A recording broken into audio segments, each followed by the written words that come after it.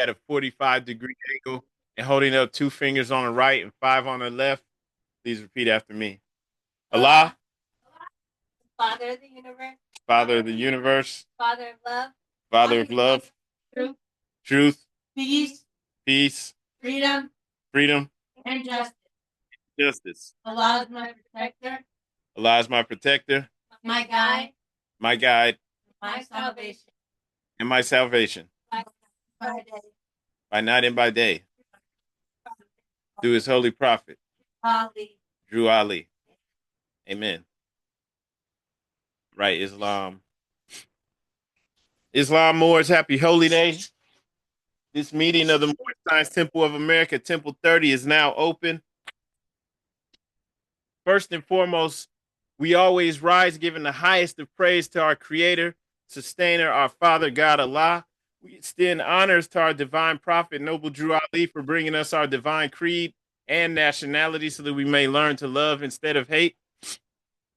We also extend honors to the forerunner to the prophet, Marcus Mosiah Garvey, Bay, Dayton, Ohio, for preparing the way for purity and love.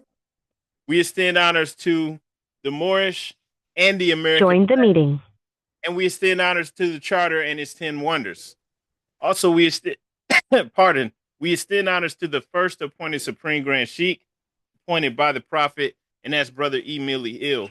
We extend honors to all the faithful, all members of the Moorish Science Temple of America, and we extend honors to the Supreme Grand Sheikh, Brother Kenu Bey, and the Supreme Grand Council of the Moorish Science Temple of America. Islam Moors. All right, and Brother Jackson Bey, if you are able to, please read our divine constitution and bylaws.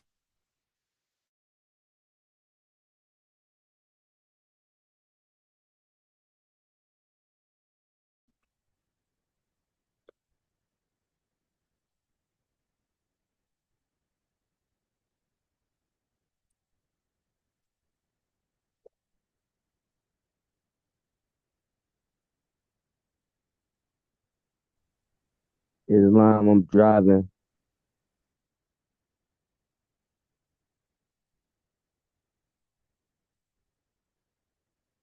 All right, Islam. Okay, I got it, brother. Salvation, Allah, unity, the Moorish Science Temple of America, the divine constitution and bylaws. Act 1, the Grand Sheikh and the chairman of the Moorish Science Temple of America is in law to make part himself, is empowered to make law and enforce laws with the assistance of the Prophet and the grand body of the Moorish Science Temple of America. The assistant Grand Sheikh is to assist the Grand Sheikh in all affairs if he lives according to love, truth, peace, freedom, and justice, and it is known before the members of the Moorish Science Temple of America. Act 2, all meetings are to be opened and closed promptly according to the Circle 7 in love, truth, peace, freedom, and justice. Friday is our holy day of rest because on a Friday, the first man was formed in flesh, and on a Friday, the first man departed out of flesh and ascended unto his Father God, Allah. For that cause, Friday is the holy day for all Muslims all over the world. Act 3, love, truth, peace, freedom, and justice must be proclaimed and practiced by all members of the Moorish Science Temple of America. No members to put in danger or accuse falsely his brother or sister on any occasion at all that may harm his brother or sister because Allah is love. Act 4, all members must preserve these holy and divine laws, and all members must obey the laws of the government, because by being a Moorish American, you are a part and partial of the government and must live the life accordingly. Act 5, this organization of the Moorish Science Temple of America is not to cause any confusion or to overthrow the laws and constitution of said government, but to obey hereby. Act 6, with us, all members must proclaim their nationality, and we are teaching our people their nationality and their divine creed that they may know that they are a part and partial of this said government and know that they are not Negroes, colored folks, black people, or Ethiopians, because these names were given to slaves by slaveholders in 1779 and lasted until 1865 during the time of slavery. But this is a new era of time now, and all men now must proclaim their free national name to be recognized by the government in which they live in the nations of the earth.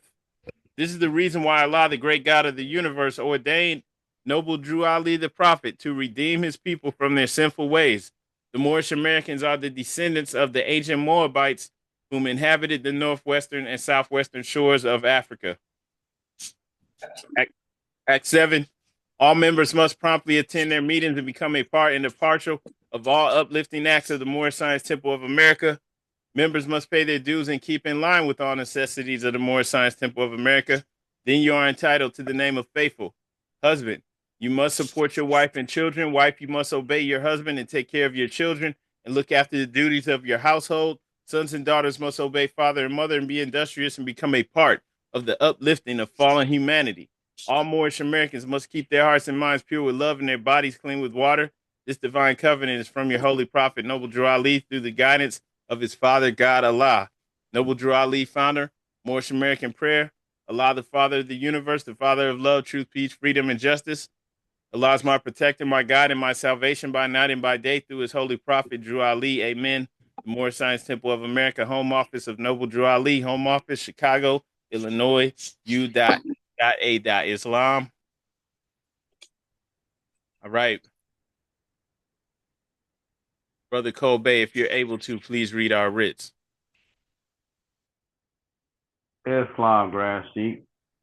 I rise and give perfect praise to the great God Allah. Rise to give honor to the Prophet Noble Drew Ali. Rise to give honor to the forerunner, Mark the Messiah, Garvey, the Harbinger. Rise to give honor to all ills and babes, all Muslims on the call and planet.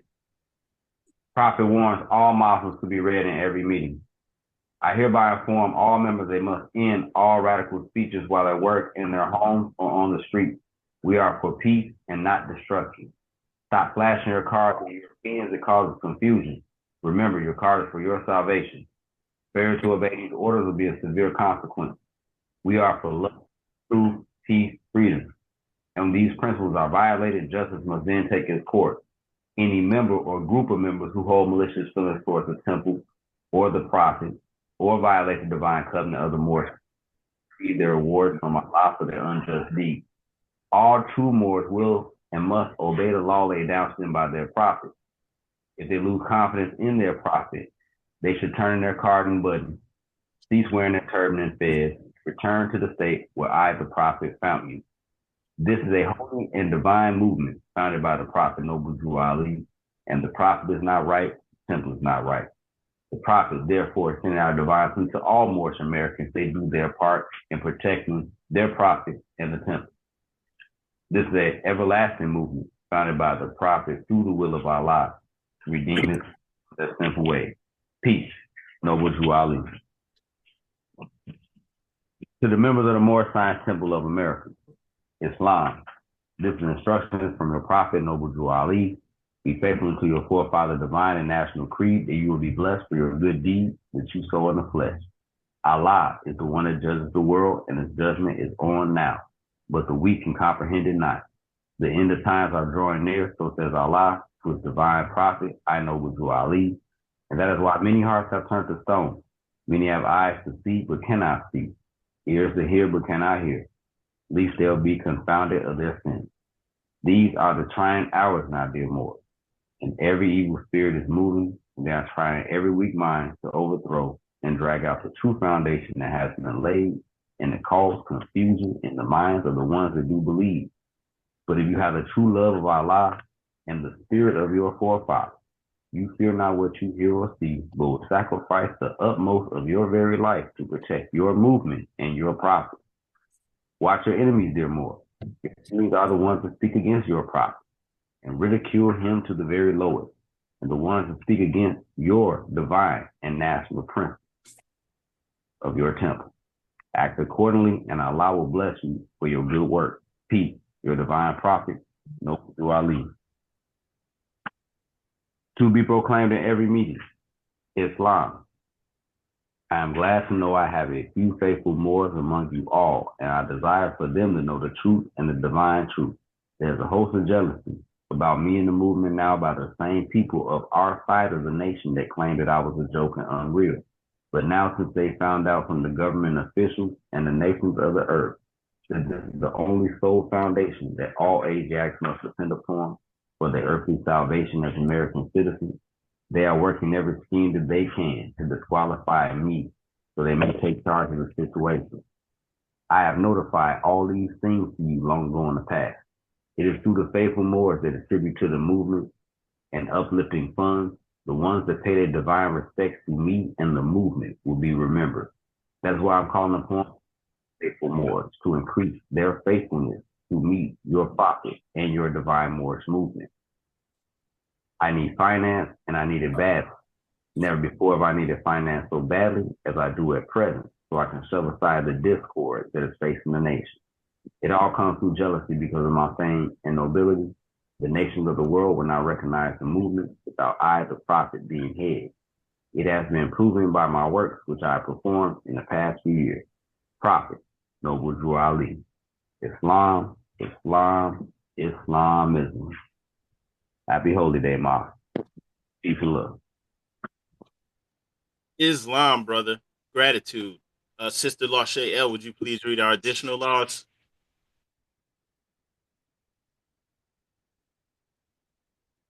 Islam, arise and give all praise to the great Father. Give honors to the Holy Prophet, Noble Drew Ali. Give honors to all Muslims on the call and all Muslims around the world. Questionary and additional laws for the Moorish Americans by the Prophet, Noble Drew Ali. Act 1. Grand sheikhs and governors and heads of all temples, all business. Each said temple must be approved by the Prophet, Noble Drew Ali. Before acting upon by any members, let it be finance, property, or any line of life that will cause the members to sacrifice finance, etc., that will cause the support of any group of members. Any former officer that violates these laws is subject to be removed from his office under a heavy restriction, etc., by the Grand Sheikh. Act 2. All members are to attend their adept meetings and their public meetings promptly. If a member is found standing around on their meeting period, shall be fined 50 cents on the first case. On the second, he will be fined $1, which will go on your emergency fund. If member is working, his monthly dues must be paid, and if he has money in the bank, he must subscribe for as much as he is able to the Moorish uplifting funds, because it takes finance to uplift the nation. Act 3. It is a lawful and divine duty of every good member, if he is able in finance, to aid me in saving the nation. And if he does not, he is an enemy to the cause of uplifting his own people, and justice must catch you. Let it be he or she according to love, peace, freedom, and justice, as I have the power invested in my hands, and I would have to enforce the law in order to save the nation. Act 4. All members, while up making a public speech, must not use any assertion against the American flag or speak radical against any group, because we're teaching love, truth, peace, freedom, and justice. Act 5. All members must promptly attend their meetings and send their children to Sunday school, and the teacher must confirm himself to the questionnaire. Now let every member exercise his 5 senses who is able to do so, because after your Sunday school comes the guidance of the nation. Act 6. With us, all members must proclaim their nationality, and we're teaching our people their nationality and their divine creed, that they may know that they are part and parcel of this said government, and know that they're not Negroes, colored folks, Black people, or Ethiopians, because these names were given to slaves by slaveholders in 1779 and lasted until 1865 during the time of slavery. But this is an era of time now, and all men now must proclaim their free national names to be recognized by the government in which they live and the nations of the earth. This is the reason why Allah, the great God of the universe, ordained Noble Drew Ali, the prophet, to redeem his people from their sinful ways. The Moorish Americans are the descendants of the ancient Moabites who inhabited the northwestern and southwestern shores of Africa. Act 7. All members must properly attend their meetings and become a part and a parcel of all uplifting acts of the Moorish Science Temple. Members must pay their dues and keep in line with all necessities of the Moorish Science Temple. Then you are entitled to the name of faithful. Husband, you must support your wife and children. Wife, you must obey your husband and take care of your children. Look after the duties of your household. Sons and daughters must obey father and mother and be industrious and become part of the uplifting of fallen humanity. All Moorish Americans must keep their hearts and mind pure with love and their bodies clean with water. This divine covenant is from your holy prophet, Noble Drew Ali, through the guidance of his Father God, Allah. Islam. Happy Holy Day. All right, Islam and gratitude, sister. All right, Moors, we're going to be going over chapter 22 today. Before we get started, though, just real quick, just want to ask a question for the people in in the chat right now.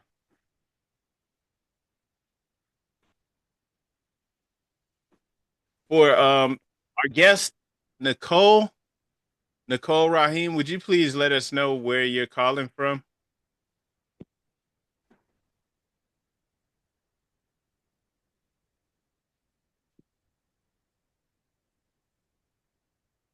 If you don't mind, would you please unmute just real quick? Just let us know where you're calling from.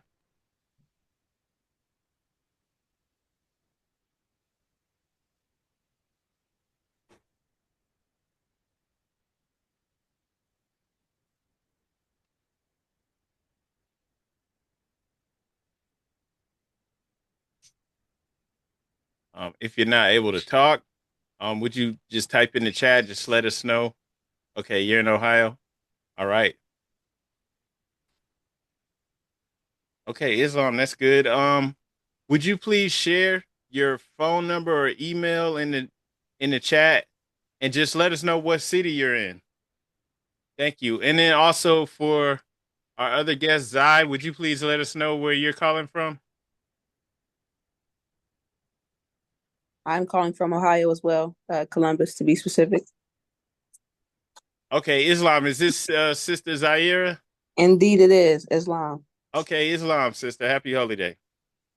Happy holiday. All right, Islam more. So yeah, we're gonna be in chapter 22 today. As we've been doing over the last couple of weeks, we've just been going over the chapters a little more in depth, studying and speaking on the spiritual meaning of the lessons or the metaphysical meaning of the lessons. And the reason why we do that is because, okay, when you look at the top of the every other page in the Quran, it says divine instructions, right? So these are divine instructions from our holy prophet. We don't want to take any of these lessons or laws for granted. And we want to understand what's really being said. So on one level, you have straightforward instructions that are practical, have a practical use. But then also on another level, we have a deeper message that's being conveyed to us that actually applies to all of us, right? And we also have instructions in there that we can use for real in our everyday life to improve ourselves, to bring out the greater portion of ourselves, right? Because ultimately, what we're all doing here is unfolding Allah within us. That's what all of us are doing here. So if we're not doing that work, we're just playing games, basically. But we don't want to be playing games here. So we want to be making, progress in our lives individually and then also as a collective. So we're in chapter 22, the duty of a husband, or duty of a husband. And just briefly, this chapter is significant because it's teaching Moorish Americans how to establish strong, righteous family foundations, right? There is no Moorish American nation without the family. Nobody can leave that out. People that try to leave that out are moving in vain. Whatever they do, it's not going to work. It's going to fail and it's not going to be prosperous. And that's not what we want here. We want to be prosperous.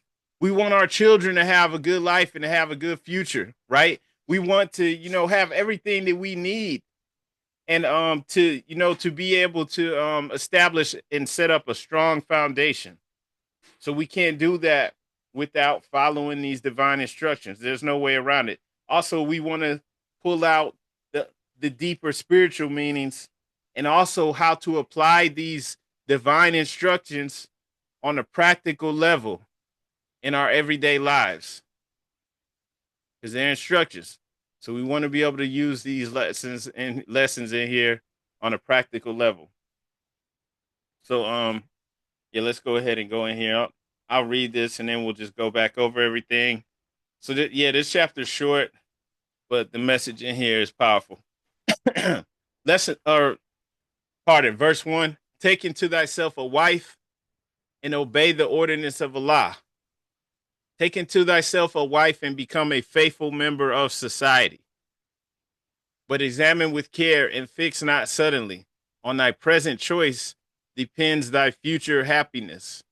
If much of her time is destroyed in dress and adornment, if she is enamored with her own beauty and delighteth with her own praise, if she laugheth much and talketh loud, if her foot abideth not in her father's house, and her eyes with boldness rove on the faces of men, though her beauty were as the sun in the firmament of heaven, turn thy face from her charms, turn thy feet from her paths, and suffer not thy soul to be ensnared by the allurements of imagination.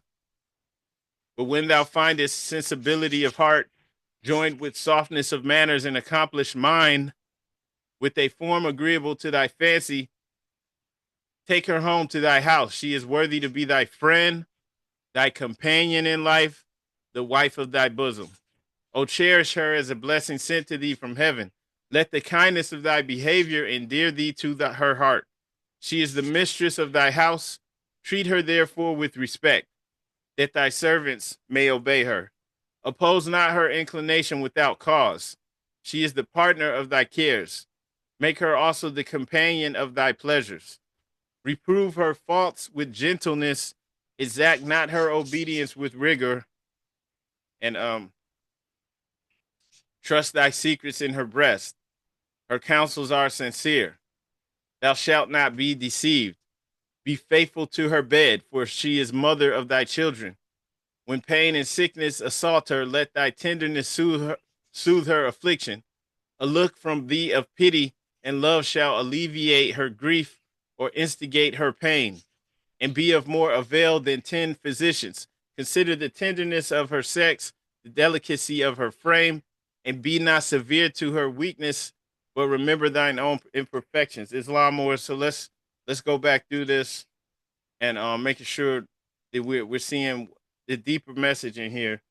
Take unto thyself a wife and obey the ordinance of Allah. Take unto thyself a wife and become a faithful member of society. This is important on so many levels. First off, marriage is a divine institution.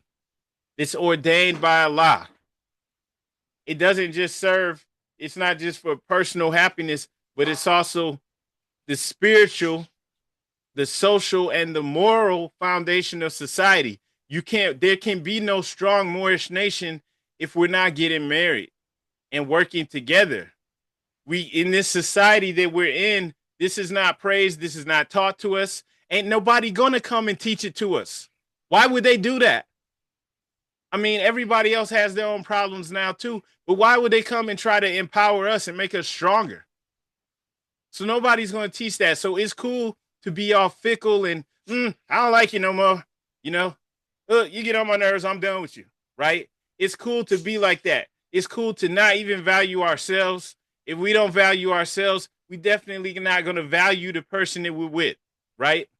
So it's cool to be like that and just, it's whatever, do whatever. But in reality, there's no nation if we're living like that.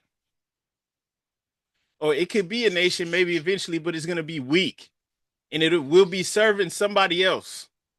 We'll always be serving somebody else, okay? So there's no strong, powerful, prosperous nation if we don't come in and follow these holy and divine instructions.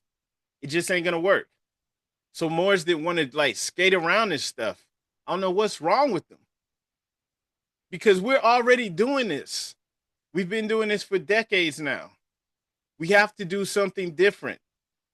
We can't keep this Negro mentality and just pretend to be Moors. We have to come all the way in. So obeying Allah's ordinance, right? In family life, that elevates the individual and the society. Because, as we create children together, now we're building stronger children. Everybody's not going to be perfect. Just because, we're trying to work together to raise our children doesn't mean they're going to be perfect, but they're going to have some morals and values, right? They're going to see the world differently because of how they're coming up. So this is extremely important, right? Extremely important. Want to share a verse from the Holy Koran of Mecca,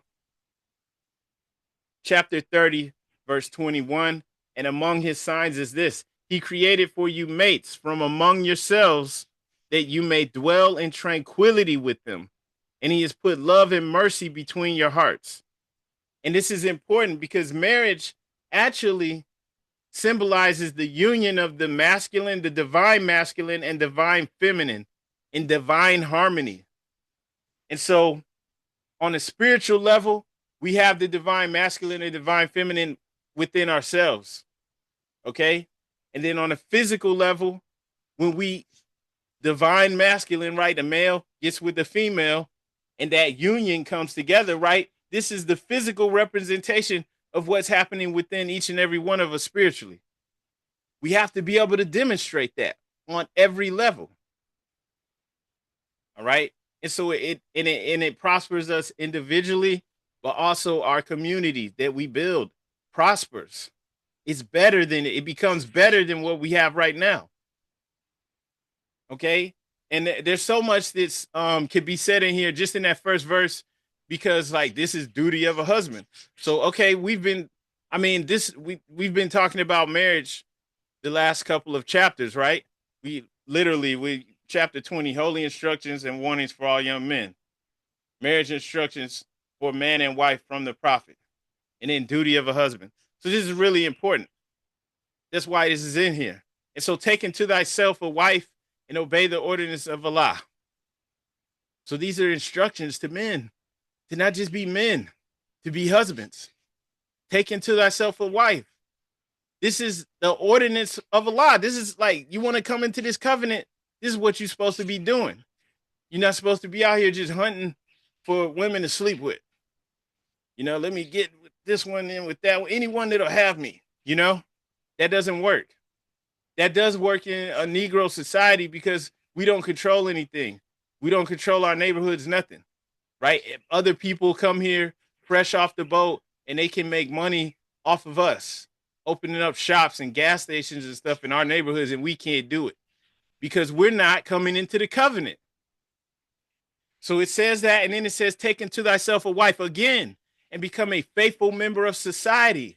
Why does this make you a faithful member of society? As a man, when you're reading all the things you're supposed to learn how to do in here, if we don't already know how to do, we're supposed to learn how to, to be patient, to show kindness, love, right?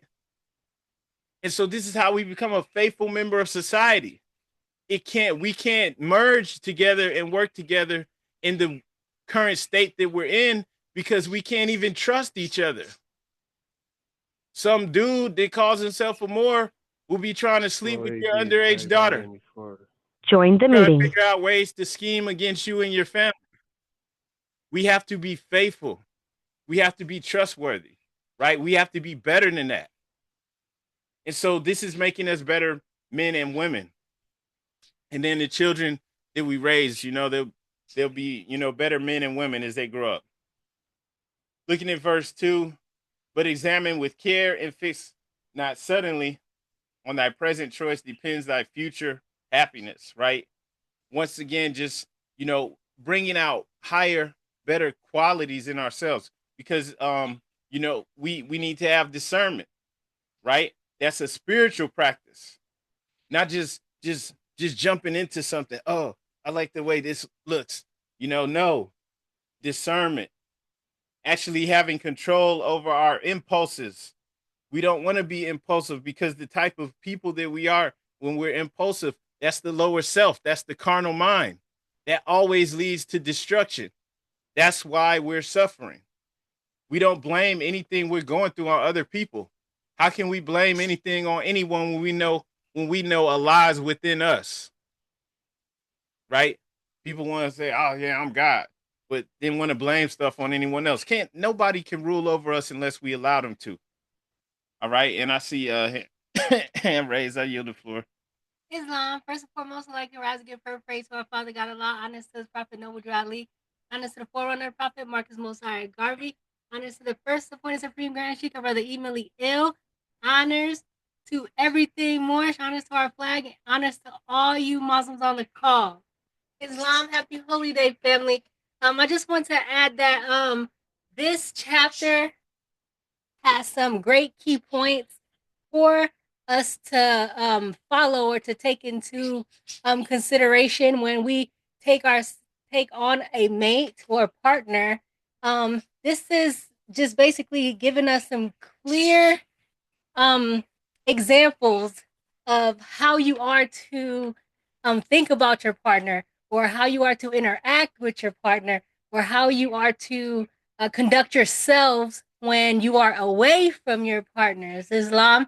So I see a couple of points in here where it's like talking to the women. Um, you don't want to be out here being silly. You want people to take you seriously. Islam.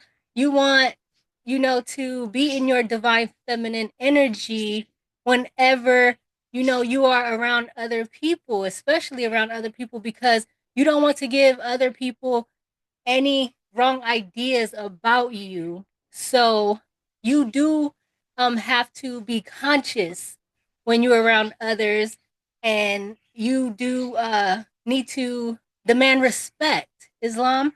So I really, really love some of these points because we do teach this to our daughters. Um, and when for the men, for example, you know, um, this is letting men know to be mindful that, okay, this is a different energy when you're dealing with a female. You are to be kind, and you are to be considerate. A lot of men, especially men that is in a high masculine energy, do not, consider the feminine aspects of their partner. And it is very different. We think differently. We want to do different things sometimes. So it is very important for us when we're doing things apart, or when we're doing things together, to be mindful of the other person, to be respectful to the other person, whether they're around or not. So definitely, Muslims, look into these keys because they are extremely helpful, and they help to keep us in the bounds of righteousness when it comes to self-respect, self-esteem, and honoring each other in a relationship. Islam, I yield the floor. Islam. When the Prophet established this and set up the holy day for us in Sunday school, it's almost like he knew, right, that this would be the exact opposite of what's going to be pushed at us through the society, through mainstream society, because it is. I mean, you actually have dating experts or gurus or whatever now, and they everything they're telling people to think is the opposite of what's in these divine instructions, right? They have women teaching the women the exact opposite of what's in here, men teaching the men the exact opposite of what's in here, right? And it's it's only set up for our destruction. When we go back in here to verse 2, this is um teaching us to use discernment. That's a spiritual practice. We don't want to be emotionally impulsive. That only leads to discord. We want to express wisdom. We want to raise our thoughts up to divine wisdom because that ensures harmony, right? We want to align our thoughts with our higher self, our higher nature. And making slow, intentional decisions. This is what we all want to do on a practical level, and especially in relationships. We want to make slow, intentional decisions, especially in relationships, because that mirrors our inner relationship with Allah. You don't want to just, I'm going to run here, I'm going to do it. No, that's going to always lead to discord. It's always going to lead to disharmony. Okay? So discernment, that's the power of divine wisdom. And we each and every one of us has it. So this is what we want to tap into now. Okay? And all the little issues and problems we have will go away. We want to avoid superficial relationships just based on outward beauty, fleeting charms. This is what's pushed to us now. They got it now where everybody's rating people, she's a 5, he's a 2, right? Whatever, man. All this stuff is corny and it's stupid. And it's taking it, if we're going along with it, we're dumbing ourselves down. Right? When we're supposed to be rising to a higher level. We don't want to have these, superficial relationships Not saying, oh, you get with someone that's ugly. Just saying it's not just based on outward beauty. These are all things that fade with time anyway, right? We want to seek partners who actually reflect inner virtues. We're looking for kindness. And these are the instructions to men. But this is for women too. So we're looking for kindness, humility, sincerity, right? This is a call for all of us to align our earthly relationships with higher spiritual values. So if we're getting together and we're creating divine unions based off of higher spiritual values. Yeah, you like the way this dude looks, or you like the way this female looks, but also, they have higher virtues, right? They have high character and quality. Guess what? This union you're creating is actually going to be a divine union, because this is what it's being created off of. So yes, we want to take a little time and use our higher faculties to make decisions, right? And we want to make sure we're balancing our worldly preferences with the spiritual principles when we're choosing a partner. It can't all just be about body parts and stuff like that. That's not good enough. In the Holy Koran of Mecca, when you go to chapter 35, verse 5, it says, do not let the adornment of the world deceive you. Don't be so caught up in that stuff. It's going to fail you every time. And then you'll be like, oh man, my baby mom, she getting them under. Like, yeah, but you ignored all that stuff. You looked right past all that. Or you didn't even take the time to find that stuff out. So we don't want to get in those situations, right? Because, from a metaphysical perspective, true beauty is an expression of divine harmony. You don't want discord, toxic. Somebody that's toxic. That's not cool. Everybody knows it's not cool. What are we trying to create? I like people. I like women that's toxic. Okay, and what type of nation am I building? Yeah, great. More of this Negro stuff we already dealing with. Great, wonderful, right? Now we supposed to be, as Moorish American Muslims, we're supposed to be putting an end to that. It's not cool. It's not cool. It was never cool.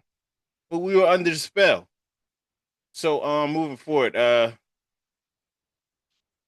okay, yeah, verses 5-7, right? Specifically speaking to the men, like we want to treat our wife as a blessing from Allah. Want to treat her with kindness, with mutual respect. We want to create or nurture an environment of love and cooperation, so that within our household, this is the foundation that we're setting. And once again, this creates an atmosphere where we have unity, true unity. Because the husband, yes, for us, the husband must be a leader, but it's not on some domination type stuff. You coming through, do what I say. No, a leader through love.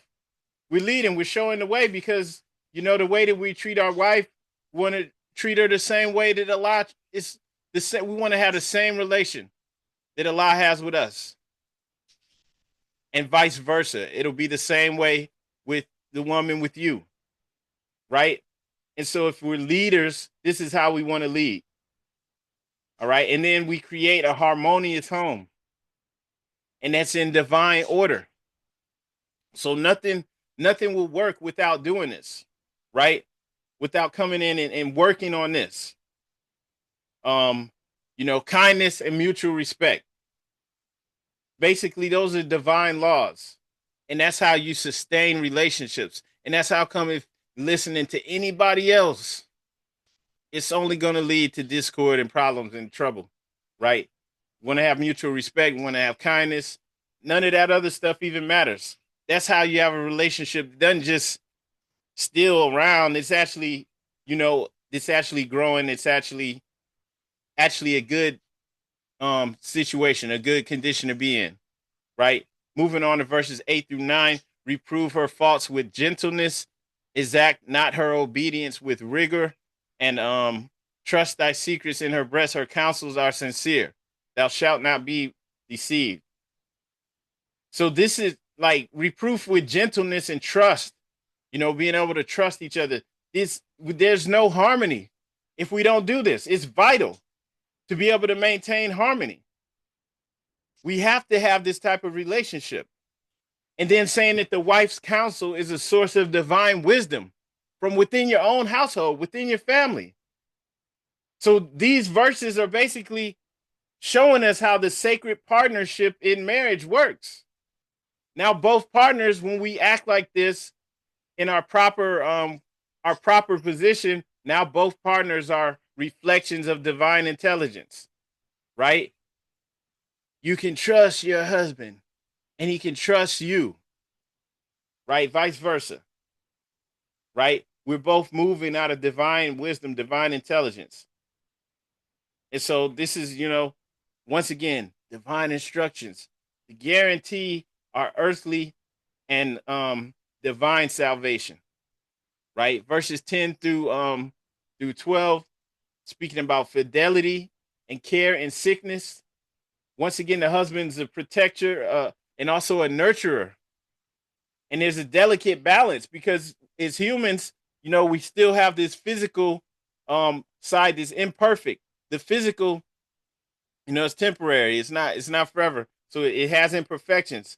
We have to understand that about each other, which once again, none of this works if we don't even value ourselves. The whole thing in this, going back to the very first chapter in here, chapter 1 of creation and fall of man, revealing our true nature. Man is neither the body nor the soul. Man is spirit and one with the law. Every Moorish American Muslim is supposed to know this, know our true nature, right? We're not the body. We're not even the soul. We're spirit. We're all one with the Allah. We're all thoughts of Allah made manifest. And so knowing our true nature, we're supposed to value ourselves now and understand that we're not just here to be here. We have a divine purpose. All of us actually have a divine purpose, even though most of us aren't even going to touch on what we're truly able to do. Most of us aren't even going to touch on our capabilities, but we all, and when I say most of us, I mean everyone in the world. But man will regain his lost estate, his heritage, right? So we will do this. This is what we're here to do because we're Moorish American Muslims. So we know that we're going to overcome. We're going to subdue the lower self. We're going to begin to align our thoughts with our higher self. We're going to begin to demonstrate that it is possible to change and switch all of that stuff, right? To stop being slaves to our lower self. So we are going to do that, right? That's what we're here to do. But, also understanding that in this physical body, there are imperfections. And so we have to understand that about ourselves and others as well. So, of course, you're going to take care of your wife. She's going to take care of you. We're not just with each other just for, frivolous reasons, right? We care for each other. We take care of one another, which once again just strengthens the bond that we have. And it makes it deep and stronger and unbreakable. And that's how it's supposed to be. So we're supposed to have each other's back no matter what. Somebody else ain't supposed to come around and, wave a few dollars in your wife's face and she'll drop you. Go with them, right? No, we're supposed to have unbreakable bonds. And those bonds come along because, hey, we got each other's back no matter what. I take care of you, you take care of me. And it has to be like that. There's no other way. Nothing else works. And we've been doing the nothing else works for so long now that all of us should know there's no other way. We have to follow these divine instructions. We have to. Because what African Americans, black people, whatever our people calling themselves now, whatever they doing, it doesn't work. It didn't work before we were born. For probably everybody here. They were already on the wrong path. And so we have to change. None of that stuff works. It's not good enough. Just to recap everything, though, because we don't want to take up too much time. But just going back over this now, the prophet deemed this important for the husband to understand, right? From a position of divine law, how we're supposed to act, right? How we're supposed to carry ourselves. Now we can lead with love. Marriage is a sacred covenant, and it reflects our spiritual covenant with Allah. We all must know this. It's not some game. I don't care what they saying in society. If everybody else is saying, "Oh, marriage is dead. It won't work. It'll never work. All the women too far gone. All the men too far gone." We're not supposed to be repeating that mess, even if it seems like it's true. We're not supposed to be repeating that, because as long as there's Moorish American Muslims that actually follow these divine laws, there's supposed to be some good men and women out there. Okay? And I'm saying this knowing that there's a lot of Moorish Americans that ain't trying, they don't even care. They don't even care. The Prophet gave his life to bring this to us. They don't have no respect, no honor, no dignity. Not trying to go on about that, but we know that's the problem. That's the problem. That's why we have to do it. And so if you're here, and especially if you've been on this for years, it's because you're one of the ones that's going to change the whole entire world. All right? It doesn't take a whole bunch of people to change this. So we understand that husband's role is not one of domination.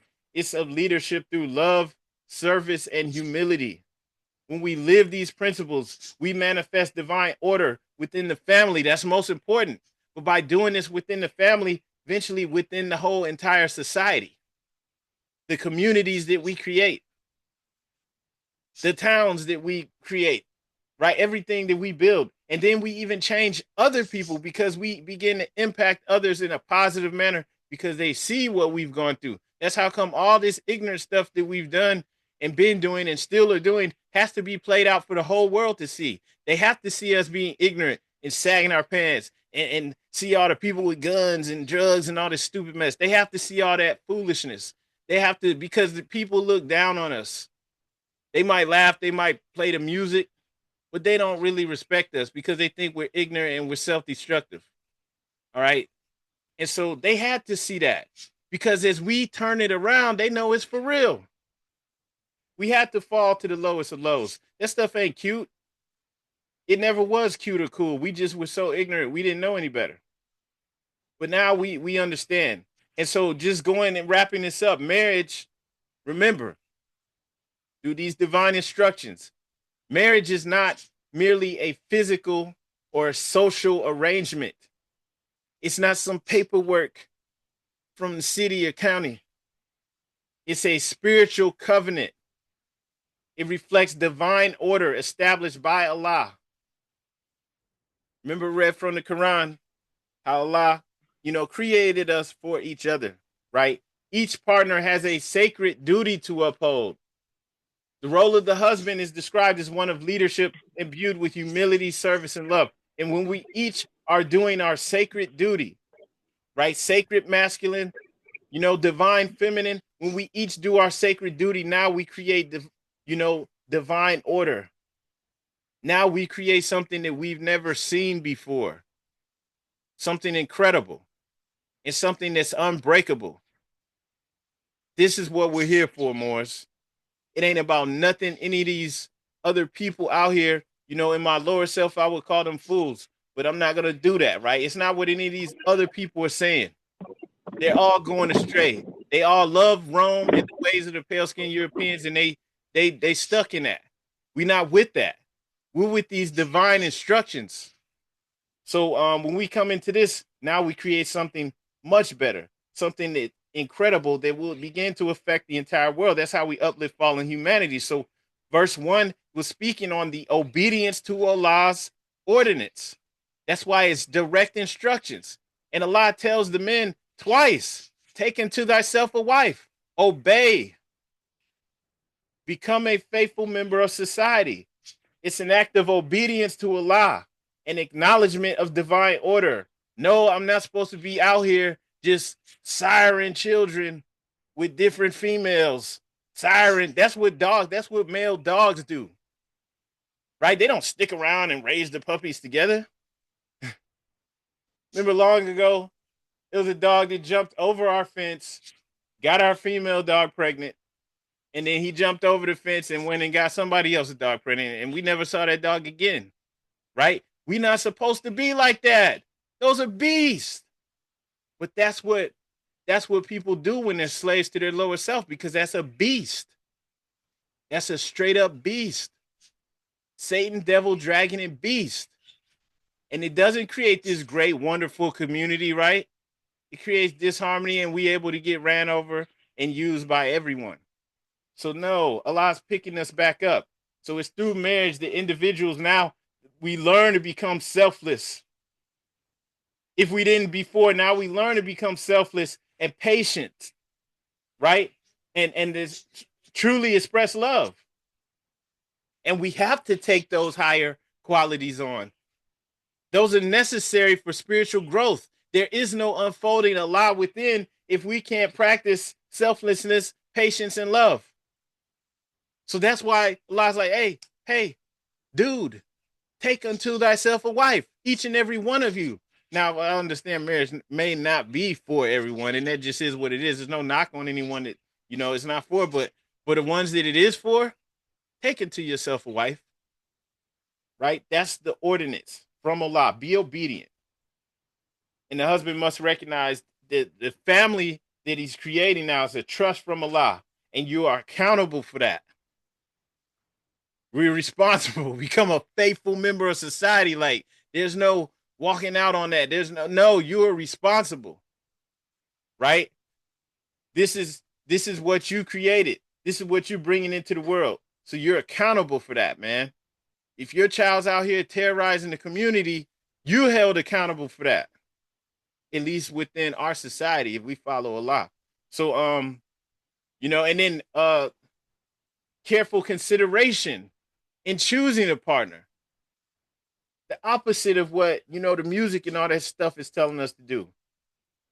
Right? We emphasize spiritual compatibility over superficial attraction. That's important to know and remember. These instructions are to the men, but of course, this is for the ladies because this is letting you know what time it is too. It ain't about trying to, show off the body and all that stuff. We need to exercise discernment in relationships that mirrors our discernment in all aspects of life. Right? Just as we seek Allah's guidance in major decisions, we should pray and reflect deeply when choosing a partner. We have to. On thy present choice depends thy future happiness. And so for us, it's always like that, right? No impulsive decisions, man. We're not with that. That's for beast. And then avoidance of vanity and superficiality. Once again, sounds like these are, like warnings for men. Hey, stay away from women that do these things. But obviously, these are instructions for women as well, right? Because when you're warning a man not to choose a wife solely based on outward beauty, right? Okay, this is telling us all that true beauty lies in character and virtue. These things don't die. They don't get old, right? External, things, allurements, all that stuff, it's all fleeting. Spiritual qualities endure. That's not just in marriage. That's in all relationships, all pursuits. This is real, right? This is the type of advice you want to give to your daughter. This is the type of advice that we all need. We can't overlook this stuff because this makes your life better. This improves everything when we're now making decisions based off of these divine instructions, right? Virtue, right, in partnership. A wife who possesses the softness of manners and sensibility of heart is being described as what? A blessing. A blessing sent to thee from heaven. So the husband is called to treat her with respect, kindness, and love. And this is important because the home is a microcosm of the nation.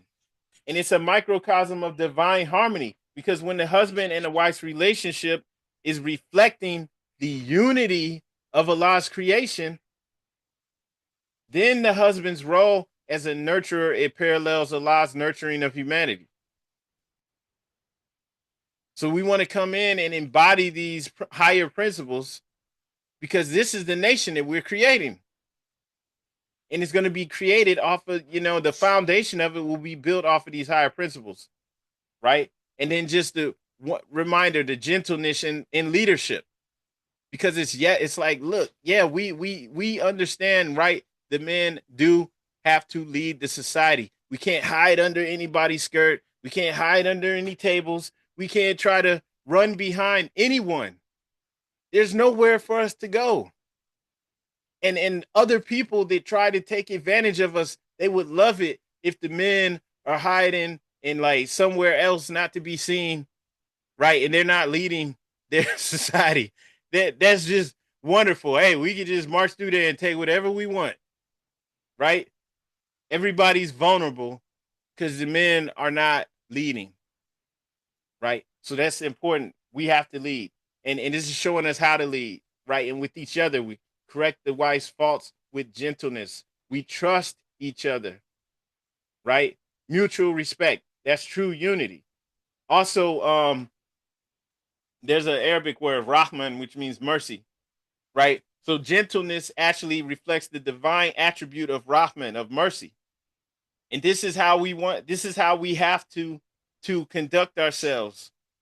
This is the only way, to ensure our success, earthly and divine, right? The last two verses just speaking on the importance of tenderness, fidelity in times of illness, and acknowledging, understanding, the human imperfection, right? But the husband cares for the wife cares for the husband. That mirrors how Allah cares for his creation. We take care of each other. And there's no other way around this. And just looking at this, marriage is a reflection of divine unity. Islam, I see you, brother Kobe. I yield the floor.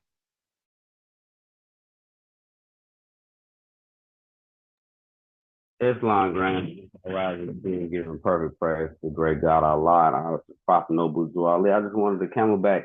This is a great thing to go into coming up into the eighth on our fast.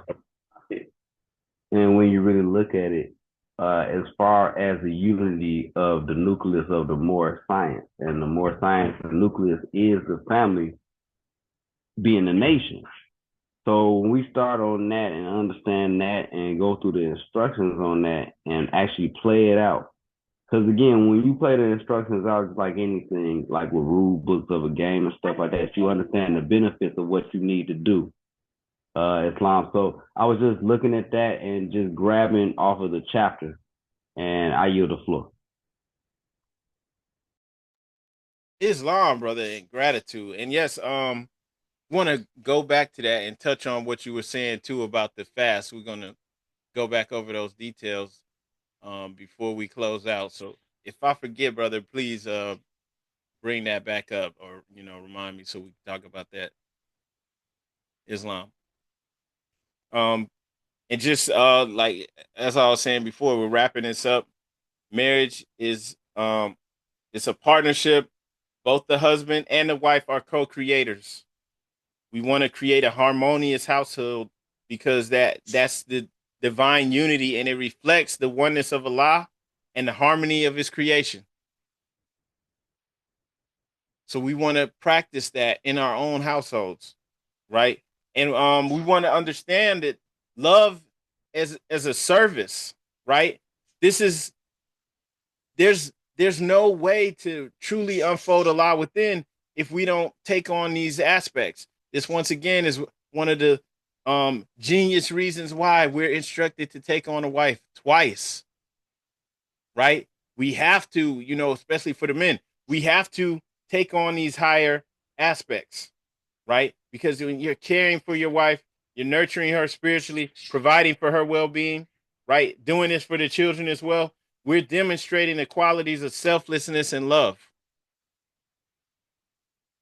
And as we take on those higher qualities, we further unfold those higher self in us. All right. So, that, and also mercy and patience. And these are actually things that as men and women, we all want to express these, in relationships with each other. So we all take on these higher qualities, and we all do the great divine work of unfolding our higher self. Humility, self-reflection, right? We want to be able to take these higher aspects on and practice them on a regular basis, right? And that just gets into the last thing I'm going to talk about, just practical measures we can use to apply these lessons, right? We want to be able to apply these lessons on a daily basis. So one of the things, and a lot of this stuff, I know I say this all the time. We're going to say this all the time because the truth does not change or pass away. So one of the things that we should all be doing as Moorish American Muslims is daily, we should be practicing prayer and also reflection. So we want to begin at very least, I mean, hopefully we're praying more than once a day, but we want to at least begin each day with the prayer. As soon as you wake up in the morning, right? Wake up and begin to pray. And one form of prayer, of course, is meditation, but we want to at least begin the day, with quieting our mind and asking Allah for wisdom, or just quieting the mind and allowing divine wisdom to come in. The reason we quiet our mind is to quiet down the carnal mind so that we can raise our thoughts up to divine wisdom. And we want to make this a regular practice of prayer, right? So this is something, just once again, just got to say it, this is something we should all be doing throughout the day, or every day.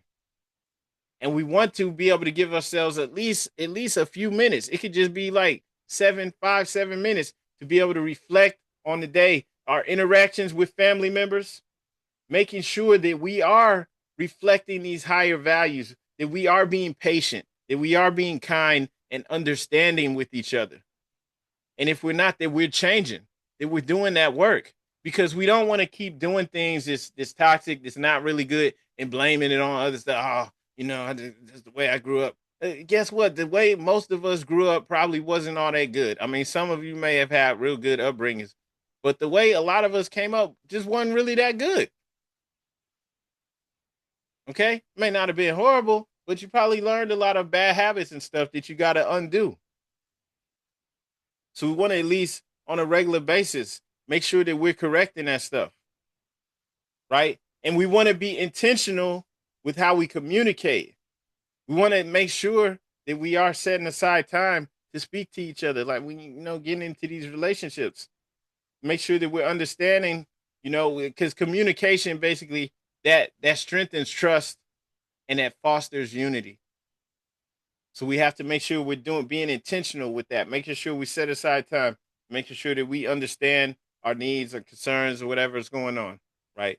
And we want to make sure that we're practicing gentleness, right? And that's easy to say, but when conflicts and you're addressing faults that somebody's messed up or something, right? It's now it takes some work. We have to approach these conversations with love and gentleness. We have to use the same type of words we would prefer someone to use with us. These are instructions that are actually in here. That's what I'm saying. This is something we want to actually do for real out here in the world. Put this into work, right? We want to avoid harsh words and actions that would harm the relationship. That's how beasts act, because they don't care, right? But we want to treat each other like we are divine beings. So we want to talk to each other with kindness, right? And also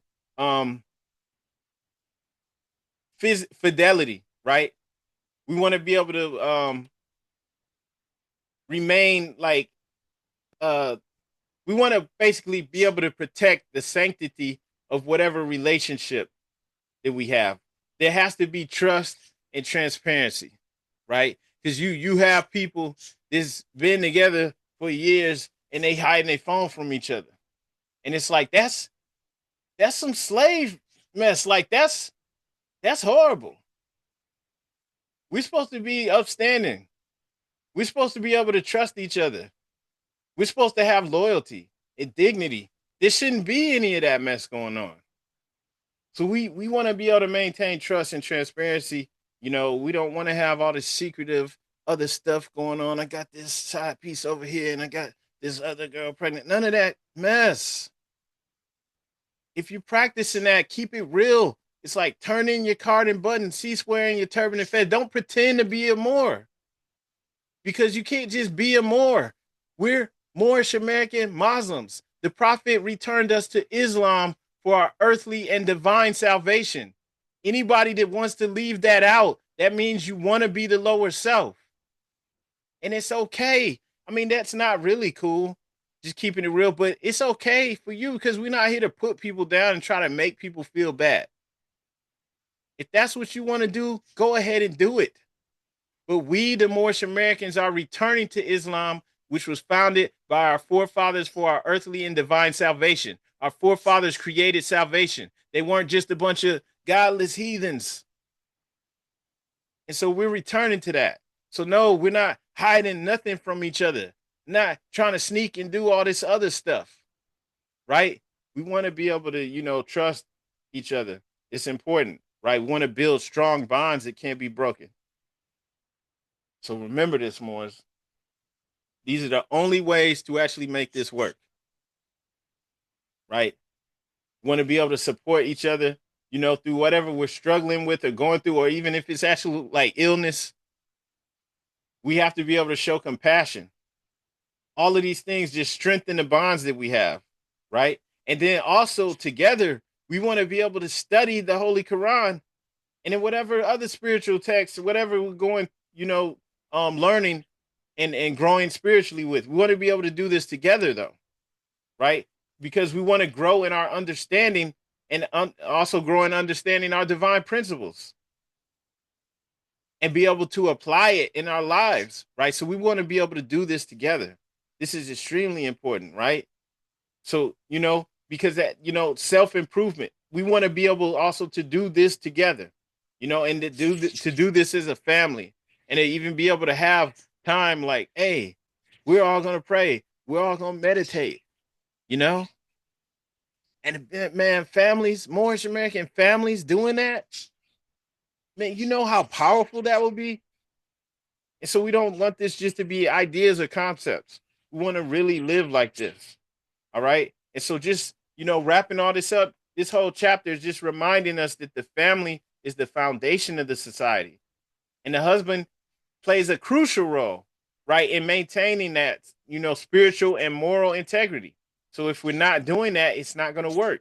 There's no other way around it. We have to live by these principles. A husband doesn't just uplift his family, but also contributes to the upliftment of fallen humanity, right? And so we're all, husband and wife fulfilling a greater purpose when we work in alignment with Allah's will. So this is just, the words I wanted to share from this measure for everyone. If anyone has any questions, any comments, anything you would like to speak on, feel free to speak. I'm going to go ahead and mute and yield the floor. If you want to speak, you don't have to wait for me. Just feel free to speak. Islam.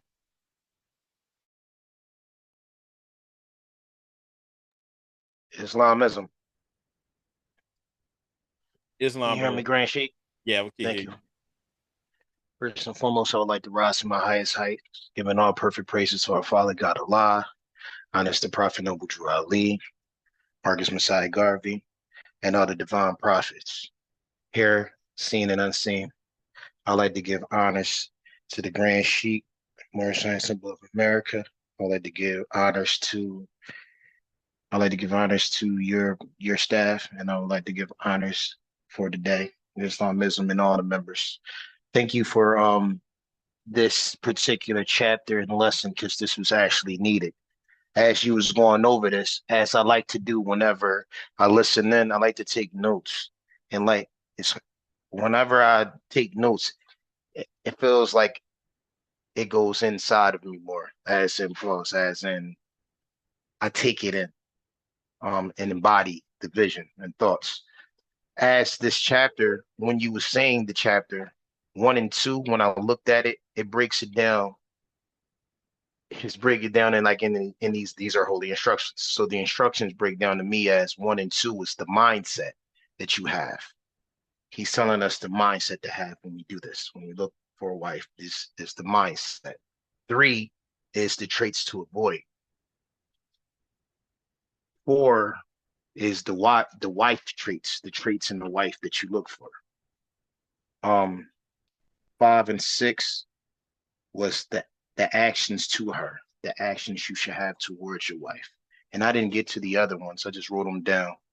But I really appreciate everything that was said today because I can see the faults that I have. I was married once and then I wasn't married after that. And I have a child through marriage and a child through wedlock. And I see the difference in my choices in life and my decisions. And I didn't take on these instructions. And I can see how throughout in my life, the path and decisions that I have with women, that if I took these instructions and I applied them, I probably would have less heartache in like 20 some years of life. So I really appreciate this. And also I would like to make a statement. It's said also through some more some Muslims that marriage is half the deed. Islamism. Islam, brother. Gratitude for sharing that. And yeah, I'm glad you said that last thing too. Um, just in going through this chapter, we can see why it's considered half our deen. And on that note, I yield the floor. If anyone has any questions or comments, please feel free to speak.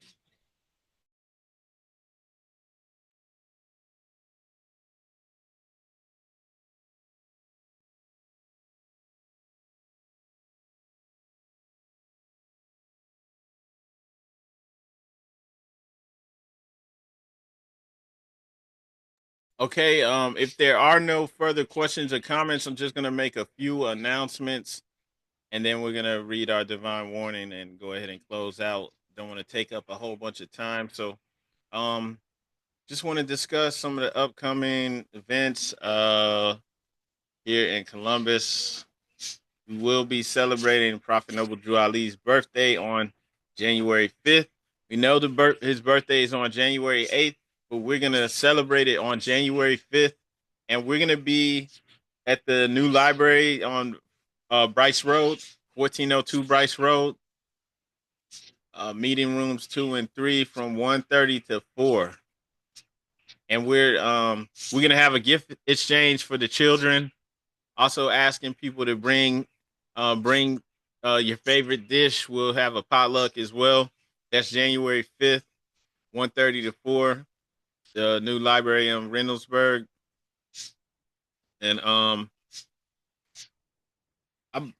actually yeah, I'll announce this too.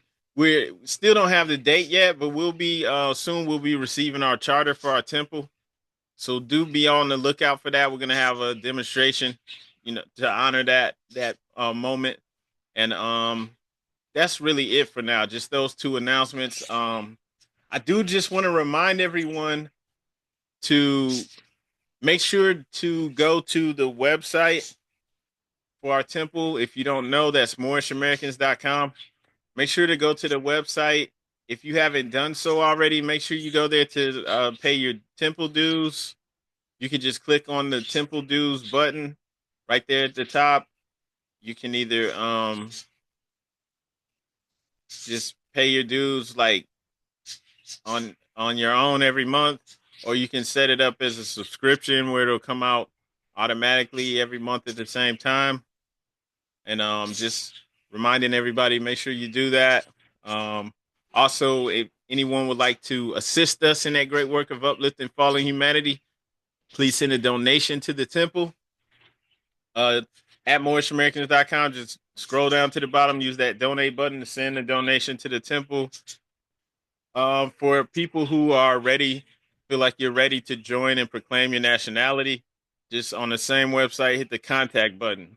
You can use the phone number on there to give us a call, or you can fill out this form and we'll reach out to you. We will have to talk though, so we don't just send out nationality cards to everybody. We will have to talk and possibly meet. But yeah, just make sure you go to Moorish Americans to do that. MoorishAmericans.com, pardon. And on that note, though, we're going to go ahead and read our divine warning, and then we're going to close out. So don't go anywhere, Morris.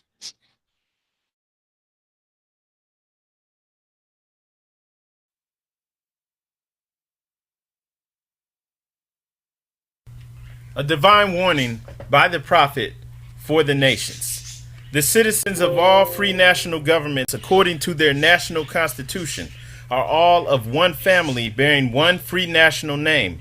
Those who fail to recognize the free national name of their constitutional government are classed as undesirables and are subject to all inferior names and abuses and mistreatments that the citizens care to bestow upon them. And it is a sin for any group of people to violate the national constitutional laws of a free national government and cling to the names and the principles that delude to slavery. I, the prophet, was prepared by the great God Allah to warn my people to repent from their sinful ways and go back to the state of mind, to their forefathers' divine and national principles, that they will be law abiders and receive their divine right as citizens according to the free national constitution that was prepared for all free national beings. They are to claim their own free national name and religion.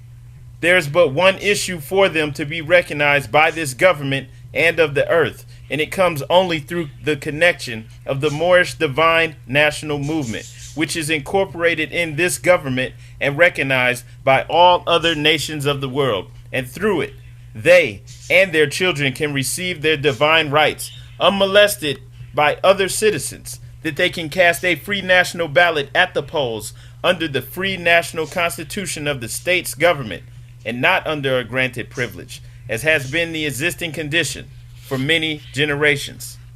You who doubt whether I, the prophet, and my principles are right for the redemption of my people, go to those that know the law in the city hall and among the officials in your government, and ask them under an intelligent tone, and they will be glad to render you a favorable reply. For they are glad to see me bring you out of darkness into light. Money doesn't make the man. It is free national standards and power that makes a man and a nation. The wealth of all national governments, gold and silver and commerce, belong to the citizens alone. And without your national citizenship, by name and principles, you have no true wealth. And I am hereby calling on all true citizens that stand for a national free government and the enforcement of the Constitution to help me in my great missionary work, because I need all support from all true American citizens of the United States of America. Help me to save my people who have fallen from the constitutional laws of the government. I am depending on your support to get them back to the constitutional fold again, that they will learn to love instead of hate, and will live according to love, truth, peace, freedom, and justice, supporting our free national constitution of the United States of America. I love my people, and I desire their unity and mine back to their own free national and divine standard, because day by day they have been violating the national and constitutional laws of their government by claiming names and principles that are unconstitutional. If Italians, Greeks, English, Chinese, Japanese, Turks, and Arabians are forced to proclaim their free national name and religion before the constitutional government of the United States of America, it is no more than right that the law should be enforced upon all other American citizens alike. In all other governments, when a man is born and raised there and asks for his national descent name, and if he fails to give it, he is misused, imprisoned, or exiled. Any group of people that fail to answer up to the constitutional standards of law by name and principles, because to be a citizen of any government, you must claim your national descent name, because they place their trust upon issue and names formed by their forefathers. The word Negro deludes in the Latin language to the word nigger, the same as the word colored deludes to anything that is painted, varnished, and dyed. And every nation must bear a national descent name of their forefathers, because honoring thy fathers and thy mothers, your days will be lengthened upon this earth. These names have never been recognized by any true American citizens of this day.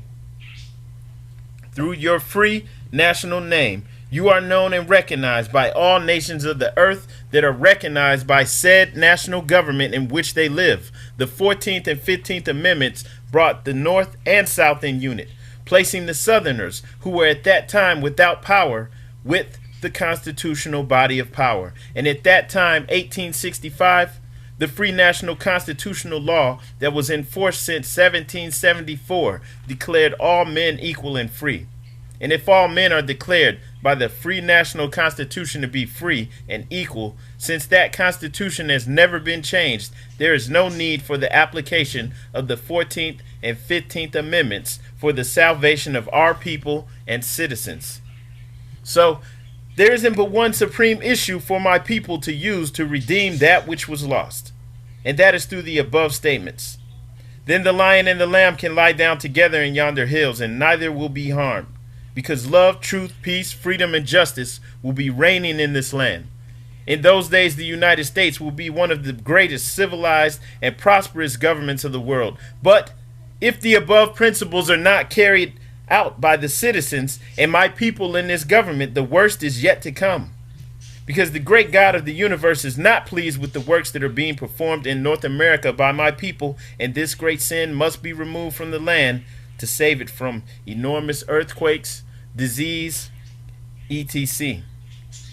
And I, the prophet, do herein believe that this administration of the government, being more wisely prepared by more genius citizens that believe in their free national constitution and laws, and through the help of such classes of citizens, I, the prophet, truly believe that my people will find the true and divine way of their forefathers and learn to stop serving carnal customs and merely ideas of man that have never done them any good but have always harmed them.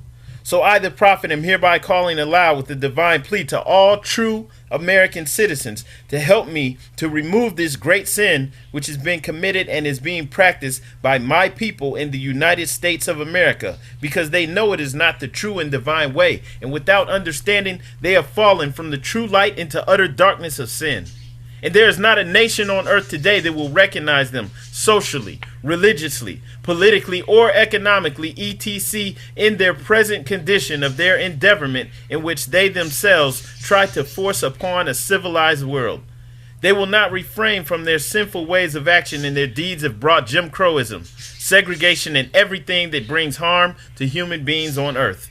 And they fought the Southerner for all these great misuses, but I have traveled in the South and have examined conditions there, and it is the works of my people continuously practicing the things which bring dishonor, disgrace, and disrespect to any nation that lives the life. And I am hereby calling on all true American citizens for moral support and finance to help me in my great missionary work to bring my people out of darkness into marvelous light. From the Prophet. All right, Islam Moors, happy holy day. We're going to go ahead and close things out. Oh, yeah, almost forgot. Just wanted to let you all know that in alignment with the national leadership, there's going to be a fast. It starts on the 8th, which is Sunday, and it lasts until the Prophet's birthday on January 8th. So it's a 1-month fast. Moors will be, all the Moors that participate will be not eating after sunset. So everybody that's participating is waking up early, eating, before the sun comes up. There's a national call 5 a.m. With the Supreme Grand Sheikh, Brother Kenu Bey, and Moors all across the nation will be participating. And then we break fast in the evening and then eat again. So just sharing that with everybody. If anyone's interested or would like more information, just feel free to reach out. I put the phone number for Brother Kenu Bey in the chat on Facebook, and I shared the details in there. But if anyone wants more details, just feel free to reach out. And I believe that was it. So, we have group trips coming up. Do you want to say any more information about that?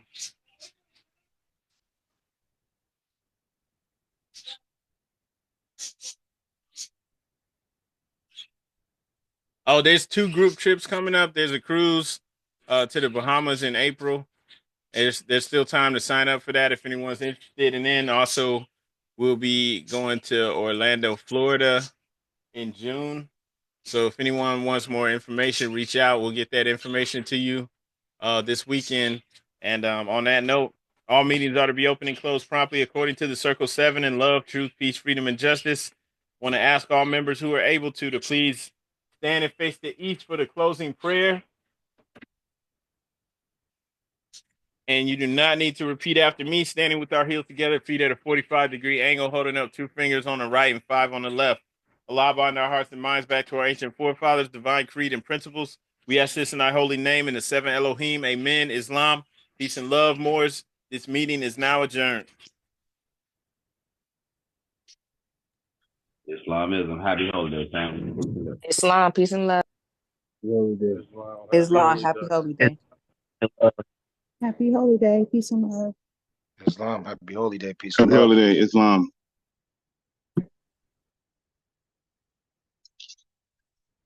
Islam, happy holiday.